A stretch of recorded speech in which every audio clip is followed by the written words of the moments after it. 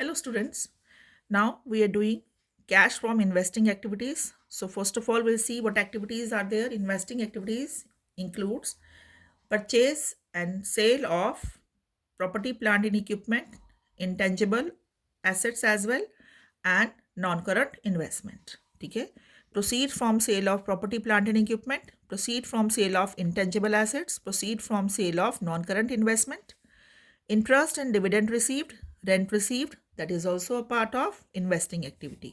इसलिए ऑपरेटिंग में हमें इन्हें माइनस कर दिया क्योंकि वो हमारी ऑपरेटिंग एक्टिविटी नहीं है, इन्वेस्टिंग है, तो उसमें से हम सब्ट्रैक्ट कर देते हैं. Now purchase of property plant and equipment, purchase कर रहे हैं तो आउटफ्लो होगा minus. Purchase of intangible assets again outflow minus. Purchase of non current investment again outflow minus. तो सेल से क्या हो रहा है, इनफ्लो हो रहा है, कैश आ रहा है, प्लस हो गया. इंटरेस्ट मिल रहा है, रेंट मिल रहा है, प्लस हो गया. और परचेज कर रहे हैं जब भी हम एसेट्स कोई भी, तो वो माइनस होगा क्योंकि कैश जा रहा है. तो plus and minus. If the answer is in plus, we'll write net cash from investing activity. But if the answer is minus, we'll write net cash used in investing activity. Now, in case of investing activity, we have to make the asset account, or at times we are provided with the depreciation or accumulated depreciation account. So, asset or investment account, generally investment account, a bit difference is there. In investment account, we don't have depreciation, but in case of asset account, we have depreciation as well. Okay?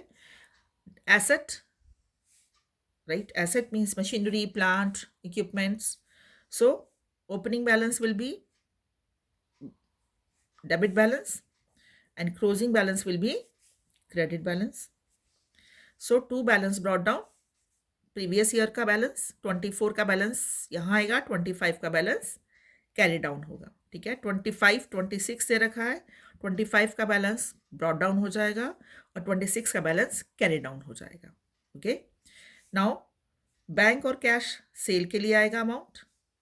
Cell कितने का cell हुआ वो bank या cash के under आ जाएगा. और to bank और cash purchases. ठीक है, इंक्रीज हो रहा है एसेट तो डेबिट साइड पर आता है और डिक्रीज हो रहा है एसेट तो क्रेडिट साइड पर. तो जब परचेज होता है एसेट तो आपका एसेट इंक्रीज होता है और सेल होता है तो एसेट डिक्रीज होता है. ओके, देन डेप्रिसिएशन आपका दिखाना है. अगर सेल के टाइम पर कोई लॉस हो रहा है तो वो आपका क्रेडिट साइड पे आएगा और अगर प्रॉफिट हो रहा है तो आपका डेबिट साइड पर आएगा. ठीक है, सो क्या है आपका ओपनिंग बैलेंस है, प्रॉफिट है सेल पर और परचेजेस है.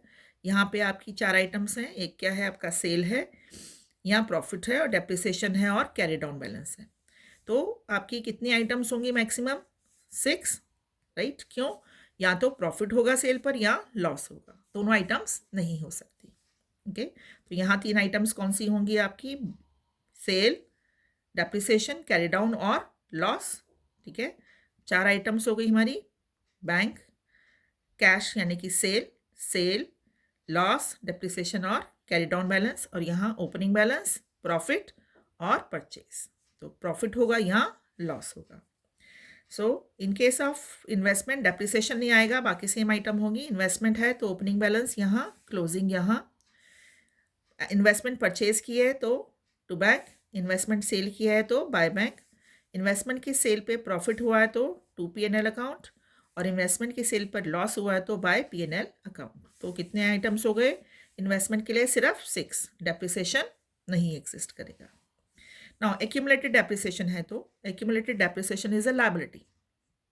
ये एक्यूमुलेट कर रहे हैं तो आपके उसके एसेट में से कम करना है, एसेट में से रिडक्शन होना है. तो ये आपका ओपनिंग बैलेंस क्या होगा, आपका एक्यूमुलेटेड डेप्रिसिएशन का ओपनिंग बैलेंस क्रेडिट बैलेंस होता है और क्लोजिंग बैलेंस आपका डेबिट है. तो 24 का बैलेंस यहाँ आएगा, 25 का यहाँ आएगा. 25 और 26 दे रखा है तो 25 का बैलेंस ये ओपनिंग है और 26 का बैलेंस क्लोजिंग है.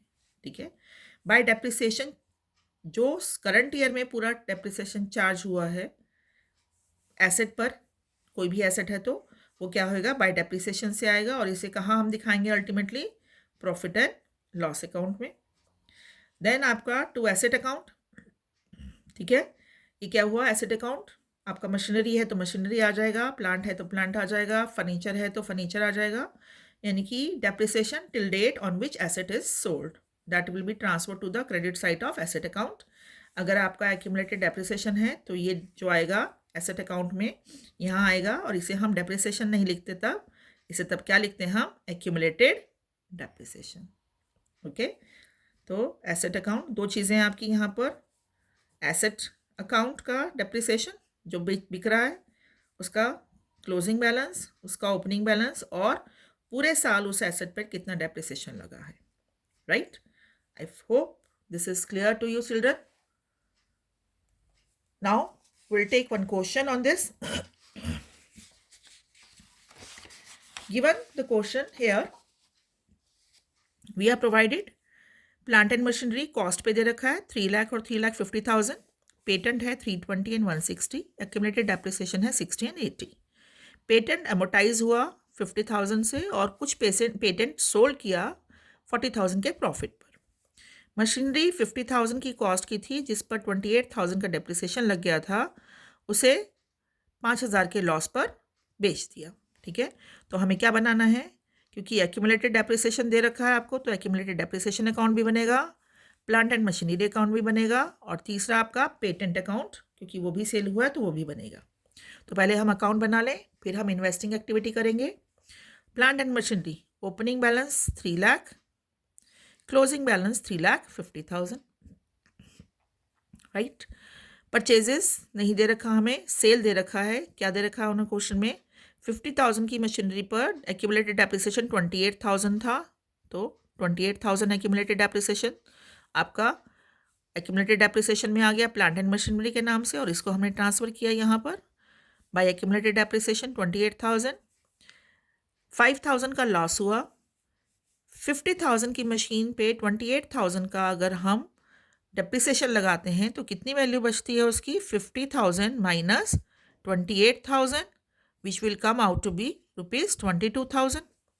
22,000 की मशीन पर 5,000 का लॉस हो गया, तो 22,000 में से फर्दर 5,000 माइनस करेंगे लॉस के, तो आ गया 17,000 की सेल वैल्यू हुई, 5,000 लॉस है, 28,000 आपका डेप्रिसिएशन है, क्लोजिंग 3,50,000 है। अब हम दोनों साइड्स को बैलेंस करेंगे।